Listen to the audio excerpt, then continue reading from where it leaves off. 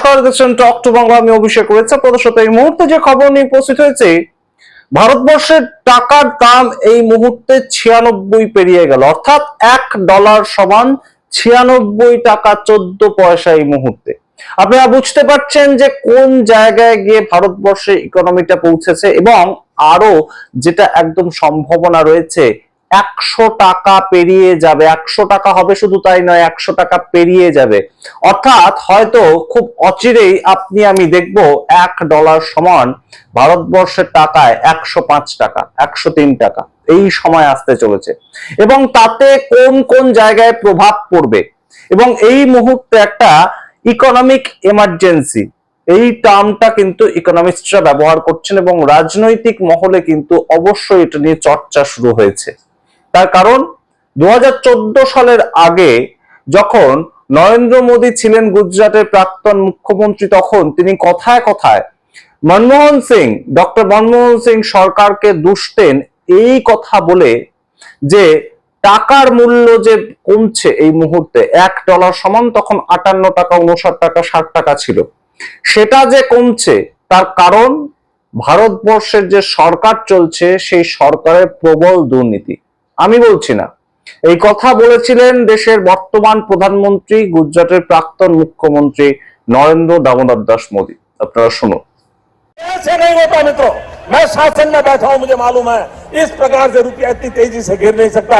अरे ये नेपाल का रुपया नहीं गिरता है, बांग्लादेश की करेंसी नहीं गिरती है, पाकिस्तान की करेंसी नहीं गिरती, श्रीलंका की करेंसी नहीं गिरती। क्या कारण है हिंदुस्तान का रुपया पतला होता जा रहा है? ये जवाब देना पड़ेगा आपको, देश आपसे जवाब मांग रहा है। শুনলেন নরেন্দ্র মোদীর মুখেই তার কথা, এবং কেন ভারতবর্ষের টাকার দাম পড়ে তার কি ব্যাখ্যা তিনি দিয়েছিলেন। সুতরাং এই মুহূর্তে একটা ইকোনমিক এমার্জেন্সি এটাকে কিন্তু টার্ম দেওয়া হয়েছে।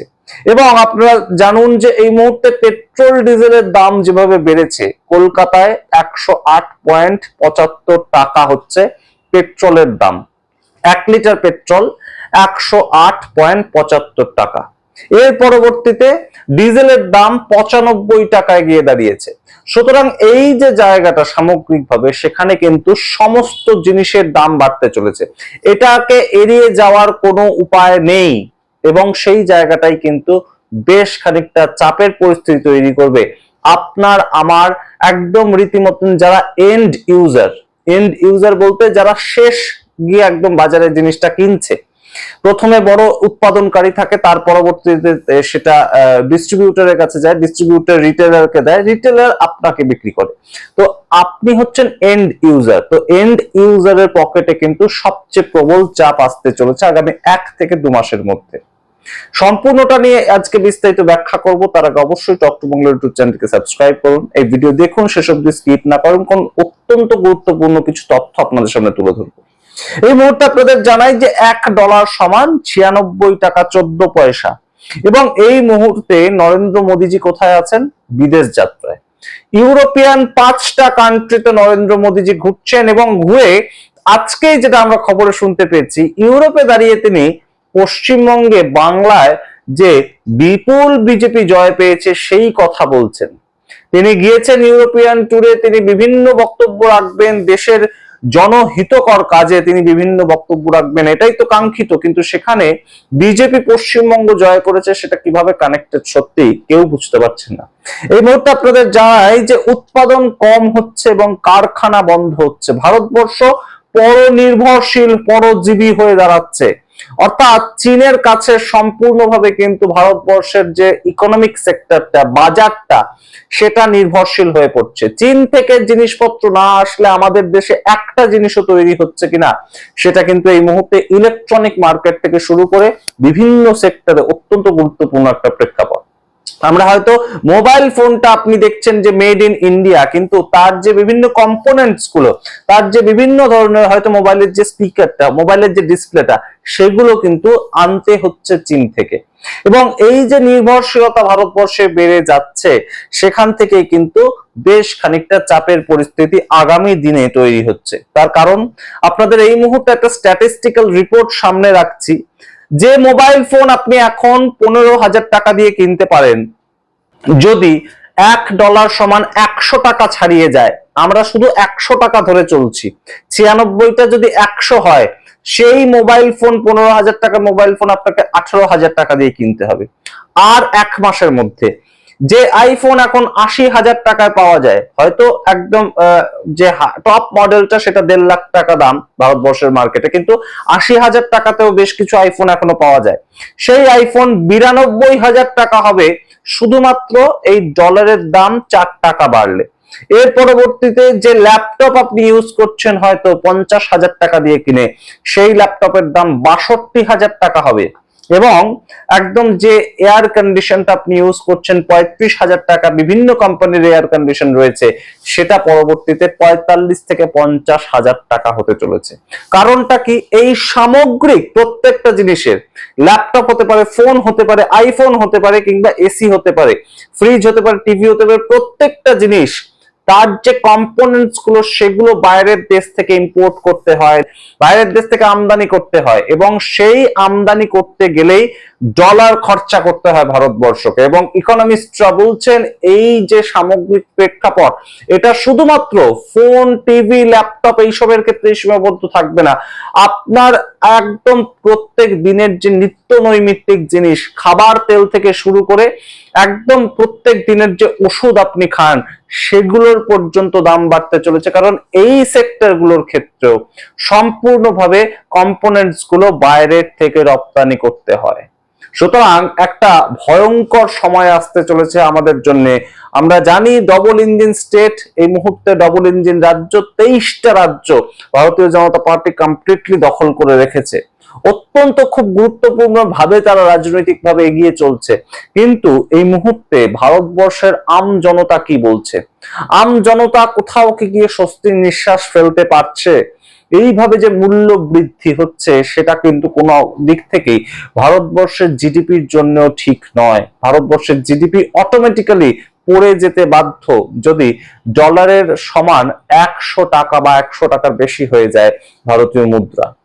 সুতরাং আপনারা বুঝতেই পারছেন এই মুহূর্তে পেট্রোল, এই পেট্রোলের যে প্রেক্ষাপটটা বৃদ্ধি পেয়েছে, পেট্রোলের যে দাম বৃদ্ধি পেয়েছে সামগ্রিক বিষয়, সেই পেট্রোলটা আপনাদের একটা তুল্য মূল্য বিচার করে দেখাই।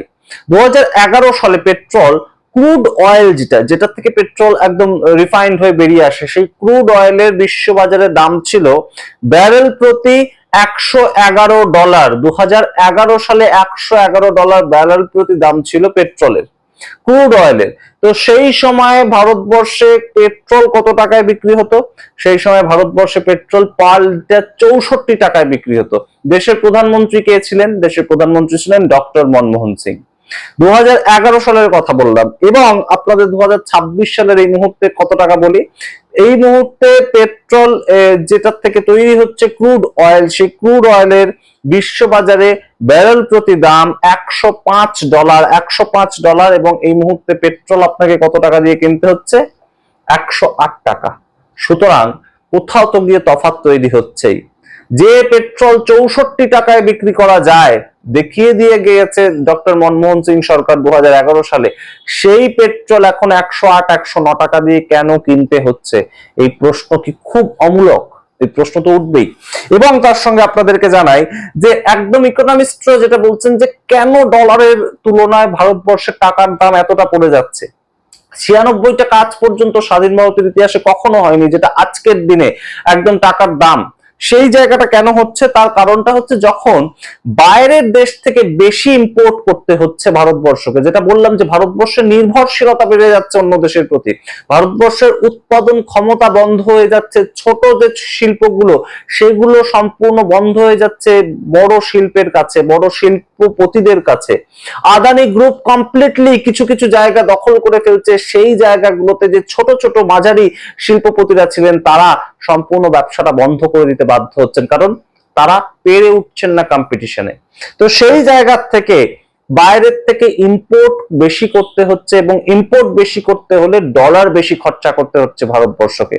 এবং ভারতবর্ষ যদি একই সাথে তাল মিলিয়ে বাইরের দেশে এক্সপোর্টও করতে পারতো নিজেদের জিনিসপত্র, তাহলেই কিন্তু ডলারের দামটার তুলনায় ভারতবর্ষের টাকার দাম এতটা পড়তো না। অর্থাৎ কোথাও গিয়ে এই মুহূর্তে ভারতবর্ষের সরকারের যে নীতি, সেই নীতি কিন্তু কোথাও গিয়ে একদম প্রশ্নের মুখোমুখি দাঁড়াচ্ছে, কাঠগড়ায় দাঁড়াতে বাধ্য হচ্ছে। এবং দেশের মানুষ, সাধারণ মানুষ, আম জনতা, আম ভোটার, তাদের পকেটে যে ছ্যাঁকা লাগছে এবং আরো বেশি করে এই ছ্যাঁকা লাগতে চলেছে, সেটা কিন্তু এই মুহূর্তে আন্দাজ করা যায়। আপনাদের বললাম এই মুহূর্তে দাঁড়িয়ে যে পেট্রোল ডিজেলের দাম বাড়া, সেটা শুধুমাত্র একটা সূচনা। এর পরবর্তীতে আপনি যে পাউরুটিটা খান, আপনি যে আটার রুটিটা খান, যে আটার প্যাকেটটা কেনেন, সেটা থেকে শুরু করে প্রত্যেক প্যাকেট যে দুধ কেনেন, সেটা পর্যন্ত দাম বাড়তে চলেছে। এর কোনো অন্যথা হওয়ার জায়গা নেই, যদি না ভারতবর্ষের এই মুহূর্তে অর্থমন্ত্রী নির্মলা সীতারামন, প্রধানমন্ত্রী Narendra Modi, reserve bank of India এবং তার সঙ্গে পীযূষ গোয়েল বাণিজ্য মন্ত্রী, অমিত শাহ স্বরাষ্ট্রমন্ত্রী, তারা কোনো না কোনো ব্যবস্থা নেন। এই মূল্য বৃদ্ধিকে আটকানোর জন্য ব্যবস্থা তাদেরকে নিতে হবে। আমরা তাকিয়ে থাকবো কেন্দ্রীয় সরকারের প্রত্যেকটা পদক্ষেপের দিকে। আপনারা দেখতে থাকুন টক টু বাংলা। আপনাদের মতামত কমেন্ট বক্সে কমেন্ট করুন। অবশ্যই টক টু বাংলা ইউটিউব চ্যানেলকে সাবস্ক্রাইব করে দিন। ধন্যবাদ।